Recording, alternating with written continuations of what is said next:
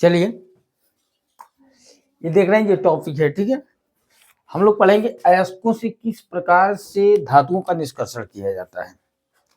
तो जिनको भी ये समझ में नहीं आ रहा है, वीडियो को लास्ट तक देखेंगे, 100% कह रहा हूँ, आपको एकदम क्लियर हो जाएगा और बिल्कुल फिर दोबारा याद करने की जरूरत, इसको रटने की जरूरत नहीं है, बस समझ लीजिए। चलिए देखते हैं। पहले तो देखते हैं अयस्क होते क्या है, जो यहाँ पे हेडिंग अयस्क। तो अयस्क तो वे खनिज होते हैं जिनसे धातुओं का निष्कर्षण आसानी से किया जा सकता है, ठीक है। तो धातुएं जो होती हैं वह अयस्क के रूप में प्राप्त की जाती हैं। ओर्स के देखिए, all the metals are near about maximum, जो all the reactive metals are found in form of their ores. सभी मेटल्स जो होते हैं नियर अबाउट, जो रिएक्टिव मेटल होते हैं, वो अपने ओर्स के रूप में पाए जाते हैं, ठीक है। तो ये हो गया आपका ओर। अब ओर्स से मेटल को ऑब्टेन करने का जो मेथड है, तरीका है, वो किस तरह से ऑब्टेन किया जाता है, चलिए देखते हैं। तो पहला है आपका मोस्ट रिएक्टिव।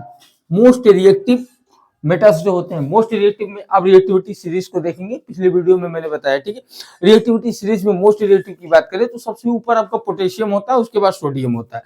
तो पोटेशियम, सोडियम, मैग्नीशियम, एल्युमिनियम, ये जो होते हैं ये मोस्ट रिएक्टिव की श्रेणी में आते हैं। और मोस्ट रिएक्टिव में पोटेशियम हो गया आपका के, और सोडियम Na, और पोटेशियम और मैग्नीशियम की बात करें Mg, एल्युमिनियम Al। ये जो होते हैं मोस्ट रिएक्टिव मेटल्स होते हैं और ये अपने ओर्स के रूप में पाए जाते हैं। लेकिन ये क्या होता है, देखिएगा ध्यान से, ये जो होते हैं इनके ऑक्साइड्स को ध्यान से, ये ऑक्साइड के फॉर्म में भी पाए जाते हैं, लेकिन ऑक्साइड के फॉर्म में मिलने वाला जो मोस्ट रिएक्टिव मेटल का ओर होता है, उससे आप मेटल को ऑब्टेन नहीं कर सकते हैं, ठीक है। अब क्यों नहीं कर सकते हैं, इसका रीजन है, पहला रीजन, क्योंकि ये ऑक्साइड को अधिक तेजी से, ऑक्साइड के साथ बहुत तेज रिएक्ट करते हैं। तो किसी भी अन्य एलिमेंट का यूज करके आप रिडक्शन प्रोसेस अप्लाई करके या कोई अन्य प्रोसेस अप्लाई करके इनसे आप उस ऑक्सीजन को अलग नहीं कर सकते हैं, क्योंकि इसका जो अट्रैक्शन होता है, रिएक्शन होता है ऑक्सीजन से, अन्य एलिमेंट की तुलना में बहुत तेज होता है, ठीक है। तो इसलिए पोटेशियम, सोडियम, मैग्नीशियम, एल्युमिनियम आदि जैसे मोस्ट रिएक्टिव मेटल्स को उनके ओर्स से ऑब्टेन करने के लिए आप इनके ऑक्साइड वाले ओर्स का यूज नहीं करते हैं, पहली बात। और रही बात दूसरी चीज, इनको हम जब भी ऑब्टेन करेंगे इनके सॉल्ट वाले फॉर्म से ऑब्टेन करेंगे, ठीक है। सॉल्ट में यानी इनका जो सॉल्ट वाले फॉर्म में होता है, यानी ये क्लोराइड के फॉर्म में या सल्फेट या सोफोर के फॉर्म में जो इनके ओर्स होते हैं, वहां से हम क्या करते हैं, इनको ऑब्टेन कर लेते हैं। और इनको ऑब्टेन करने के लिए इलेक्ट्रोलाइसिस प्रोसेस अप्लाई किया जाता है। इलेक्ट्रोलाइसिस प्रोसेस पढ़ाया गया, आप वीडियो में देखेंगे पीछे तो मिल जाएगा, लेकिन थोड़ा सा मैं इंडिकेट करता हूं, चलिए देखते हैं। देखिए इलेक्ट्रोलाइसिस प्रोसेस में होता क्या, इनके साल्ट वाले फॉर्म को ले लेते हैं। और आपको पता है कि जब हम कहीं भी किसी सिस्टम में, जैसे मान लीजिए ये हमारा रिसोर्स है जहां से हम इलेक्ट्रोलाइसिस प्रोसेस अप्लाई करना चाहते हैं, तो यहाँ पे दो टर्मिनल्स यानी पॉजिटिव और निगेटिव लगा देते हैं और इसके अंदर इलेक्ट्रोलाइट के रूप में इन्हीं के साल्ट को, जैसे अगर बात करें तो देखिए मैग्नीशियम इप्सम साल्ट होता है, इप्सम साल्ट होता है, इप्सम साल्ट, देखिए इप्सम लवण बोलते हैं। और जो इप्सम लवण होता है उसका फार्मूला होता है MgSO4, ये हो गया इप्सम लवण। तो इसमें आप देखेंगे, आपको पता है कि सल्फेट जो होता है, सल्फेट पर 2 निगेटिव चार्ज होता है, यानी सल्फेट आयन होता है 2 निगेटिव चार्ज के साथ, और मैग्नीशियम जो होता है पॉजिटिव चार्ज के साथ होता है, ठीक है, 2 पॉजिटिव चार्ज। तो जैसे इलेक्ट्रोलाइट के रूप में इसका यूज आप करेंगे, इसके अंदर डालेंगे इलेक्ट्रोलाइट के रूप में, जैसे ही आएगा तो ये देखिए 2 टर्मिनल ऑलरेडी लगा हुआ है, एक पॉजिटिव और एक निगेटिव, एनोड और कैथोड के रूप में लगाए रहते हैं। तो ये इसमें डिजॉल्व होकर के डीकंपोज होकर डिसोसिएट हो जाता है, और जो Mg होता है वो निगेटिव टर्मिनल की ओर आधे पार्ट में इधर चलाता है, और जो सल्फेट होता है उधर चला जाता है। तो सल्फेट इधर हो गया और मैग्नीशियम इधर हो गया।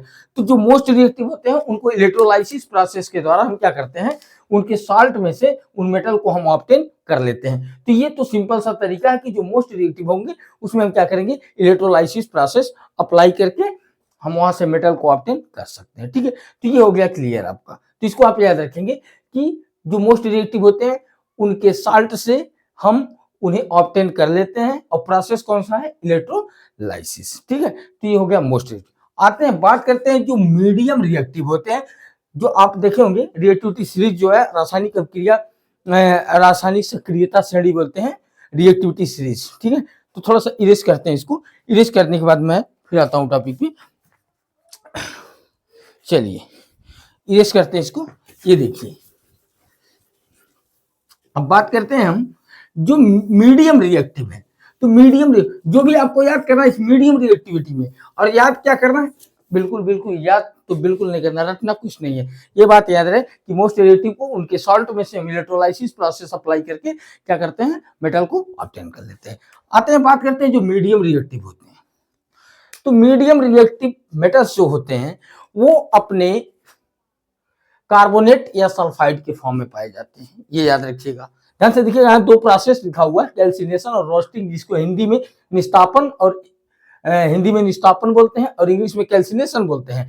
और यहाँ पे लिखा हुआ भर्जन या तापन, जिसको हम रोस्टिंग बोलते हैं। इन दोनों प्रोसेस में डिफरेंस है, ये बात सोचिएगा कि जो ये है वही है। देखिए दिखने में लग रहा है ये तापन है, ये भी निस्तापन है, तापन तापन है, दोनों में ही टेम्परेचर प्रोवाइड किया था। लेकिन इसको अच्छे से क्लियर आप समझ लेंगे तो अच्छा रहेगा, क्योंकि कभी कभी आर्टिकल लिखने के लिए आता है, टिप्पणी लिखने के लिए आ जाता है, तो उसमें कहता है कैल्सिनेशन क्या होता है या निस्तापन क्या होता है और रोस्टिंग क्या होता है। तो आप कहेंगे उसमें भी हीट किया था, इसमें भी हीट, तो दोनों में करेंगे, लेकिन दोनों में अंतर है, अभी देखिएगा।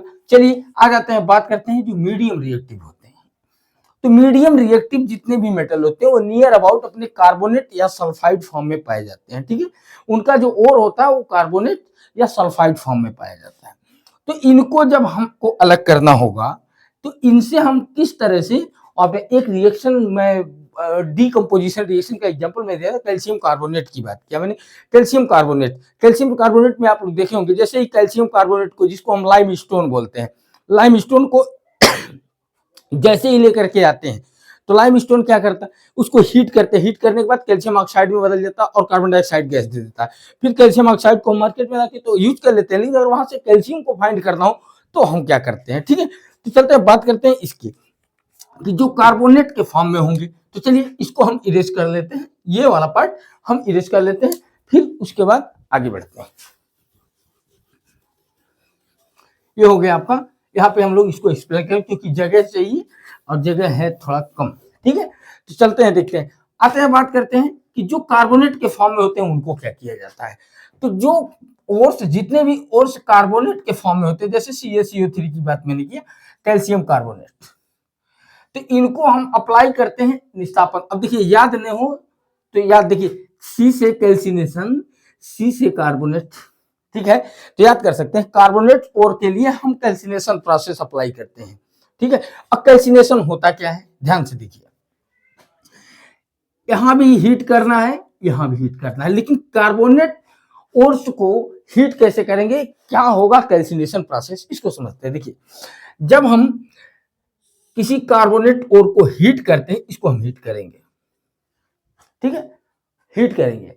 तो हीट करने के लिए आपको क्या चाहिए, हीट, उष्मा दे रहे हैं ना, उष्मा देते समय इस बात का ध्यान रखना है, तब कैल्सिनेशन होगा। किस बात का ध्यान रखना है, देखिएगा कि उष्मा तो दीजिए, लेकिन there must be a controlled amount of oxygen, means that वहां पर एक नियंत्रित बहुत कम मात्रा में ऑक्सीजन होना चाहिए, बहुत कम मात्रा में ऑक्सीजन होना चाहिए, और तापमान उतना होना चाहिए कि जो गलनांक हो, देखिए धातु के गलनांक से तापमान को कम रखना है, धातु के गलनांक से ताप को कम रखें, और ऑक्सीजन की मात्रा वहां पे क्या होनी चाहिए, एकदम नियंत्रित होनी चाहिए, लगभग न के बराबर होनी चाहिए। तो इस प्रक्रिया का नाम होता है निस्तापन। इसको क्या बोलते हैं, निस्तापन कहा जाता है, ठीक है। निस्तापन वह प्रक्रिया होती है जिसमें हम किसी अयस्क को गर्म करते हैं उच्च ताप पर, वायु की अनुपस्थिति में, वायु का मतलब ऑक्सीजन, लगभग वायु की अनुपस्थिति में, परंतु तापमान उच्च हो लेकिन उस धातु के गलनांक से कम होना चाहिए, तो इस प्रक्रिया का नाम निस्तापन होता है, ठीक है।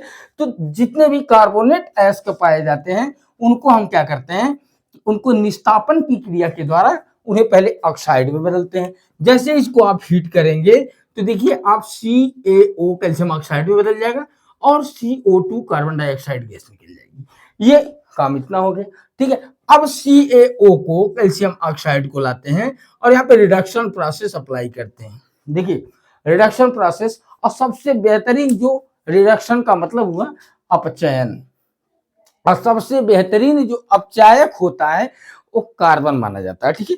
तो कार्बन के संपर्क में लाते ही कार्बन तुरंत ऑक्सीजन को लेकर के कार्बन मोनोऑक्साइड बना लेगा या कार्बन डाइऑक्साइड बना लेगा, और कैल्शियम हमारा क्या हो जाएगा, अलग हो जाएगा। तो कार्बोनेट अयस्कों को उनके, देखिए कार्बोनेट अयस्कों से धातुओं को प्राप्त करने के लिए निस्तापन की क्रिया अपनाई जाती है। और निस्तापन क्या होता है? उच्च ताप, वायु की अनुपस्थिति और तापमान उस धातु के गलनांक से कम होना चाहिए। ठीक है, देखिए इसको इंग्लिश में एक्सप्लेन कर लेते हैं। देखिए, the calcination is a process in which the temperature must be less than the melting point of that metal which you want to obtain from its ores. ठीक है, तो टेम्परेचर क्या होना चाहिए? मेल्टिंग पॉइंट से एकदम कम होना चाहिए। टेम्परेचर एकदम बिल्कुल मेल्टिंग पॉइंट से कम होना चाहिए, but the temperature must be less than the temperature of melting point of metal. Metal के मेल्टिंग पॉइंट से टेम्परेचर क्या होना चाहिए? एकदम कम होना चाहिए। ठीक है, ऐसा नहीं होना चाहिए कि इतना ज्यादा हीट कर दे कि वो गर्म हो जाए। तो ये रहा हमारा कैल्सिनेशन प्रोसेस। और रोस्टिंग की बात करें, इन प्रेजेंस ऑफ ऑक्सीजन, वायु की उपस्थिति में, एट हाई टेम्परेचर, उच्च ताप पर ऑक्सीजन की उपस्थिति में सल्फाइड एस्क को गर्म करने पर ये जो सल्फाइड एस्क होते हैं ये किसमें बदल जाते हैं? देखिए ऑक्साइड एस्क में बदल जाएंगे। ये भी देखिए, ये भी ऑक्साइड एस्क में बदलेगा, ये भी ऑक्साइड एस्क में बदलेगा। लेकिन यहाँ पे क्या होगा? कार्बोनेट होने के नाते जैसे ही निस्तापन करेंगे तो कार्बन डाइऑक्साइड गैस निकलेगी, यहाँ सल्फर होने के नाते यहाँ पे सल्फर डाइऑक्साइड गैस निकलेगी। बस ये अंतर है। तो भर्जन क्रिया क्या होती है? रोस्टिंग क्या होती है? Roasting is a process in which the temperature must B, the heat must be at any point, means that at high temperatures we must provide the high temperature to sulfide ores। Sulphide एस्कों को हमें क्या करना चाहिए? उच्च ताप पर गर्म करना चाहिए। जैसे ही गर्म करेंगे सल्फर डाइऑक्साइड गैस बनेगी और जो हमारा मेटल होगा वो मेटल ऑक्साइड के फॉर्म में आ जाएगा। इसीलिए यहाँ पे देखिए दोनों फिरा करके एक हो गए, यानी दोनों मिलकर के किस में बदल जाएंगे? ऑक्साइड के फॉर्म में बन जाएंगे। और दोनों जैसे ही ऑक्साइड के फॉर्म में आ जाएंगे तो ऑक्साइड के फॉर्म, अब देखिएगा ऑक्साइड के फॉर्म में आने के बाद इसके बाद हम अपचयन की क्रिया अपनाते हैं। यहाँ से अपचयन करने का मतलब ऑक्सीजन को उसमें से बाहर निकालते हैं। और सबसे बेहतरीन अपचायक कौन होता है? हमारा कार्बन होता है। कार्बन की उपस्थिति में ला करके इसको हम क्या कर लेते हैं? अलग कर लेते हैं। ठीक है, और या फिर देखिए लिखा हुआ अपचयन एकल विस्थापन, ये भी आप अप्लाई कर सकते हैं। कैसे? आप एल्युमिनियम, इससे ज्यादा जो धातु यहाँ पे हो हमारे पास, जैसे कैल्शियम से ज्यादा अभी देखें तो एल्युमिनियम है हमारा, तो एल्युमिनियम को लाएंगे अगर, तो एल्युमिनियम को जैसे इसके संपर्क में लाएंगे, जैसे मान लीजिए कैल्शियम ऑक्साइड बना हुआ है CaO, कैल्शियम ऑक्साइड बना, जैसे ही एल्युमिनियम को लेकर के आएंगे एल्युमिनियम ऑक्साइड बन जाएगा, Al2O3 बन जाएगा।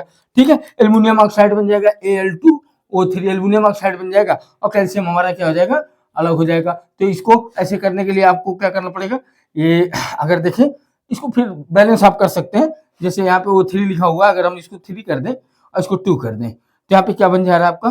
Al2O3, ये तो क्लियर हो गया, और यहाँ पे 3Ca, ये हो गया बैलेंस इक्वेशन। ठीक है, तो जैसे ही कैल्शियम ऑक्साइड हुआ और कैल्शियम ऑक्साइड को एल्युमिनियम के कांटेक्ट में लेकर के आएंगे तो एल्युमिनियम ऑक्साइड अलग हो जाएगा और कैल्शियम हमारा अलग हो जाएगा। तो हमें प्राप्त क्या करना था? कैल्शियम। तो हमने कैल्शियम कार्बोनेट से पहले क्या किया है? देखिए निस्तापन प्रक्रिया अपनाया है, यानी कैल्सिनेशन प्रोसेस अप्लाई किया, कैल्शियम ऑक्साइड में चेंज हुआ और कार्बन डाइऑक्साइड बन गया। फिर कैल्शियम ऑक्साइड को किसके कांटेक्ट में लेकर के आया? एल्युमिनियम के। जैसे एल्युमिनियम के कांटेक्ट में लेकर के आया, aluminium is more reactive than calcium, calcium से ज्यादा रिएक्टिव एल्युमिनियम, तो एल्युमिनियम क्या किया? ऑक्सीजन को ले लिया। तो ये प्रोसेस है आपका कार्बोनेट को। तो याद करने का तरीका कि C से कार्बोनेट और C से कैल्सिनेशन। ठीक है, तो ये कैल्सिनेशन प्रोसेस के द्वारा हम कार्बोनेट कोर को अलग करते हैं। अब बात करते हैं सल्फर की। ये देखिए सल्फर दो सल्फाइड के फॉर्म में जो होते हैं, जैसे मान लीजिए अभी मान लीजिए जिंक सल्फाइड है, ZnS जिंक सल्फाइड, तो ZnS सल्फाइड के फॉर्म में मान लीजिए जिंक है। तो जैसे ही इसको हम क्या करेंगे? रोस्टिंग प्रोसेस अप्लाई करेंगे in presence of oxygen, in presence of oxygen, O2 के प्रेजेंस में, यानी in presence of oxygen, oxygen के उपस्थिति में जैसे इसको आप गर्म करेंगे खूब ज्यादा टेम्परेचर पर, यहाँ पे टेम्परेचर का बाउंडेशन नहीं है, आप तापमान कुछ भी रख सकते हैं। देखिए भर्जन की प्रक्रिया में सल्फाइड एस्कों से उनके धातुओं को प्राप्त करने के लिए हमें कभी भी ताप को ध्यान नहीं रखना है, चाहे मेल्टिंग पॉइंट से ज्यादा हो चाहे कम हो, ठीक है, उसको नहीं दिखना है। लेकिन वायु की उपस्थिति होती है, ऑक्सीजन की अधिकता होती है, कहां पर? सल्फाइड एस्को के साथ। और यहाँ की बात करें कार्बोनेट में, तो यहाँ पे ऑक्सीजन बिल्कुल नहीं होना चाहिए, ऑक्सीजन की एकदम कमी होनी चाहिए, बस उतना हो जो हेल्प कर सके कि आप तापमान को बनाए रख सके। हाई टेम्परेचर यहाँ भी, हाई टेम्परेचर यहाँ भी, लेकिन यहाँ पे टेम्परेचर क्या होना चाहिए? Less than melting point of the metal, metal के धातु के गलनांक से एकदम कम तापमान होना चाहिए, जबकि यहाँ पर ऐसा कोई बाउंडेशन नहीं है। यहाँ पर आपको सीधे सीधे क्या करना होगा, ऑक्सीजन की उपस्थिति में जैसे ही आप गर्म करेंगे, खूब ज्यादा गर्म करेंगे, तो तुरंत ये बना लेगा ZnO, जिंक ऑक्साइड बना लेगा, और उसके बाद सल्फर डाइऑक्साइड बन जाएगा। देखिए सल्फर डाइऑक्साइड SO2 बना लेता है, ठीक है।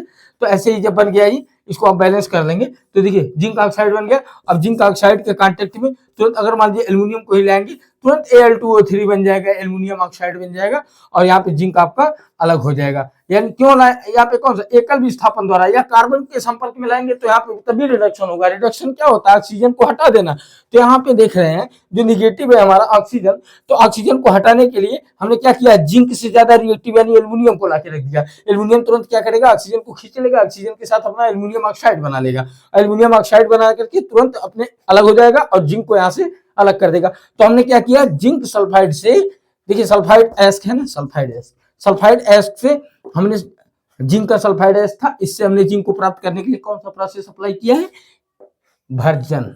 ये है भर्जन प्रक्रिया, ठीक है, जिसको आप रोस्टिंग बोलते हैं। Roasting, in roasting there is no boundation of the limit of oxygen. Oxygen की सीमा को कोई बाउंडेशन नहीं है। And temperature should be at any way anything. तापमान आप कुछ भी रख सकते हैं, लेकिन मैक्सिमम टेम्परेचर यहाँ भी, मैक्सिमम टेम्परेचर यहाँ भी। ये दोनों प्रोसेस जान लीजिए, बहुत ज्यादा इंपॉर्टेंट है, दोनों को याद रखना बिल्कुल जरूरी है कि ये भी प्रोसेस और ये भी प्रोसेस, दोनों में टेम्परेचर देते हैं। लेकिन ये बात ज्यादा लोगों को समझ में नहीं आती है, निष्ठापन क्या होता है, कैल्सिनेशन क्या होता है, रोस्टिंग क्या होता है। तो इसको एकदम क्लियर कर लीजिए कि कैल्सिनेशन क्या होता है। Calcination is a process in which temperature must be at higher the limit but lower the melting point of the metal. धातु के मेल्टिंग पॉइंट से कम होना चाहिए, लेकिन टेम्परेचर ज्यादा होना चाहिए, लेकिन उतना ज्यादा नहीं होना चाहिए कि वो मेल्ट कर जाए, ठीक है। और यहाँ पे भर्जन में क्या होता है, नो बाउंडेशन। और इसके बाद इनको हम ऑक्साइड में बदल देते हैं, और जैसे ही ऑक्साइड में बदल जाते हैं, तुरंत किसी मोस्ट रिएक्टिव मेटल को लाते हैं इसके कांटेक्ट में, और इसके ऑक्सीजन को ले लेता है, जिससे इसका रिडक्शन यानी अपचयन हो जाता है। और अपचयन क्रिया के द्वारा देखिए यहाँ अपचयन भी हो रहा है, इसी को एकल विस्थापन भी आप कह सकते हैं, और तुरंत हमको वहां से वह धातु प्राप्त हो जाती है। तो ये है आपका ये प्रोसेस। मध्यम क्रियाशील धातुओं को उनके एस्को से प्राप्त करने की विधियां, जिनमें हम क्या करते हैं, दो चीजों को देखा हमने, कार्बोनेट एस्क और सल्फाइड एस्क, ठीक है। तो ये अब आते हैं, बात करते हैं सबसे कम क्रियाशील। अब बताइए सबसे कम क्रियाशील है, तो जब सबसे कम क्रियाशील है ये, तो इनको तो कुछ नहीं करना, आपको रोस्टिंग करना है। ध्यान से देखिए, रोस्टिंग करना है। ये भी सल्फाइड के फॉर्म में होते हैं, ये भी याद रखिएगा कि ये भी सल्फाइड के फॉर्म में होते हैं। अब अभी देखिए क्यों ऐसा नहीं है कि हमने कह दिया कि कार्बोनेट सल्फाइड के फॉर्म में होते हैं, सभी इसी फॉर्म में होते हैं, अलग अलग फॉर्म में भी होते हैं, लेकिन उन्हीं को लिया जाता है जिनसे आसानी से प्राप्त किया जाए, इसीलिए उनको प्रमुख अयस्क के नाम से भी जाना जाता है, ठीक है। अयस्क, शुद्ध अयस्क वही माने जाते हैं जिनसे आसानी से और सरलता से आप धातुओं को प्राप्त कर सके, ठीक है, उनको इस कैटेगरी में रखा गया है। तो जो कम क्रियाशील धातुएं होती हैं वो सल्फाइड अयस्क के फॉर्म में होती है। जैसे आप देखिए, अगर सिनाबार की बात कर लें, सिनाबार HGS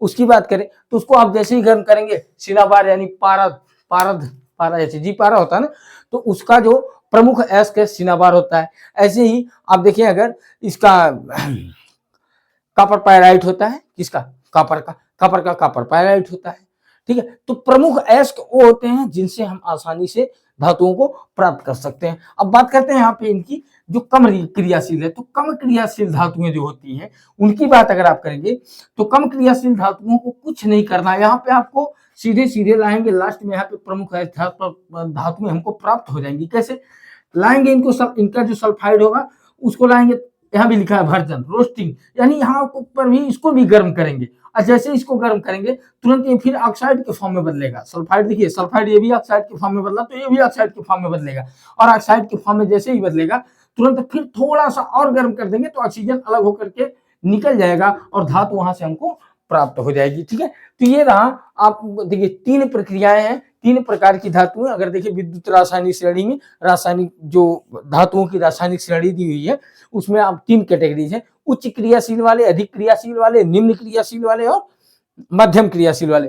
तो आपको याद रखना है कि उच्च क्रियाशील वाले धातुओं के ऑक्साइड को लेकर के कभी भी धातुओं को अलग नहीं किया जा सकता है। उसका ये कारण है, किया जा सकता है लेकिन किया नहीं जाता है।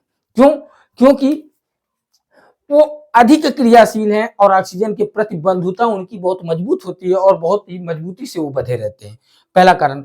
और दूसरा कारण, अब देखिए जो अब जब ज्यादा कोई रहेगा वहां पे अपचयन कराने का कोई चांस ही नहीं बन रहा है, क्योंकि अधिक क्रियाशील कोई रहेगा तो उसको लाएंगे तभी होगा। तो जब वो खुद उच्च क्रियाशील है तो वहां पे कोई चांस नहीं बनता है। तो अधिक क्रियाशील वाले धातुओं का निष्कर्षण करने के लिए उनके अयस्कों से उनके लवण वाले फॉर्म को लिया जाता है, या क्लोराइड वाले फॉर्म को लिया जाता है, या सल्फेट वाले फॉर्म को लिया जाता है, जिनको हम लवण बोलते हैं। और वहां पे विद्युत अपघटन अभिक्रिया, विद्युत अपघटन अपचयन अभिक्रिया के माध्यम से वहां उन धातुओं को हम प्राप्त कर लेते हैं। और ऐसे ही मध्यम की बात करें तो मध्यम में दो कैटेगरीज है, एक है कार्बोनेट अयस्क प्रमुख माने जाते हैं, इनके सल्फाइड अयस्क प्रमुख माने जाते हैं। तो कार्बोनेट को प्राप्त करने के लिए निस्तापन क्रिया के द्वारा हम क्या करते हैं, उनको पहले ऑक्साइड के फॉर्म में बदलते हैं और फिर उनका अपचयन करा देते हैं, इसमें हो जाता है। ऐसे ही सल्फाइड अयस्क जो होते हैं उनका भर्जन करते हैं। तो ये निस्तापन और भर्जन में आप लोग को बताया, उसको आप लोग एक बार और रिपीट कर दे रहा हूं, उसको सुन लेंगे। निस्तापन में ऑक्सीजन की लगभग अनुपस्थिति होती है और उच्च ताप होता है, और तापमान उस धातु के गलनांक से कम होना चाहिए, ये उसकी परिभाषा है। और भर्जन की बात करें, भर्जन में उच्च ताप हो, ऑक्सीजन की उपस्थिति हो, दोनों में अंतर है। यहाँ ऑक्सीजन की अनुपस्थिति, यहाँ पे ऑक्सीजन की उपस्थिति। पुनः ये बदल जाता है ऑक्साइड के फॉर्म में, ये भी बदल जाता है ऑक्साइड के फॉर्म में। जैसे ही दोनों ऑक्साइड के फॉर्म में बदल जाते हैं, पुनः उनका रिडक्शन करा दिया जाता है, यानी अपचयन करा दिया जाता है, या एकल विस्थापन के माध्यम से इनको अलग कर दिया जाता है। ठीक है, तो ये रहा। और रही बात जो कम क्रियाशील धातुएं हैं, उनको अलग करने के लिए आपको कुछ नहीं करना, सीधे सीधे भर्जन करना है, यानी उच्च ताप पर आप इसको क्या करेंगे, गर्म करेंगे, और सल्फाइड वाले जो होंगे सल्फर डाइऑक्साइड बना लेंगे, अलग हो जाएंगे, और वो धातु हमारी ऑक्साइड के फॉर्म में आ जाएगी। पुनः उसको थोड़ा सा और जैसे ही गर्म करेंगे, ऑक्सीजन छोड़ करके उसको अलग हो जाएगा, और वह भी धातु हमको प्राप्त हो जाएगी। तो अगर ये नहीं समझ में आएगा तो आप लोग कमेंट करेंगे, और फिर नेक्स्ट वीडियो के लिए, तब तक के लिए, मतलब नेक्स्ट वीडियो तक के लिए आप लोगों को आपकी तैयारी, आपकी पढ़ाई के लिए बहुत बहुत शुभकामनाएं। Thank you, thanks for watching.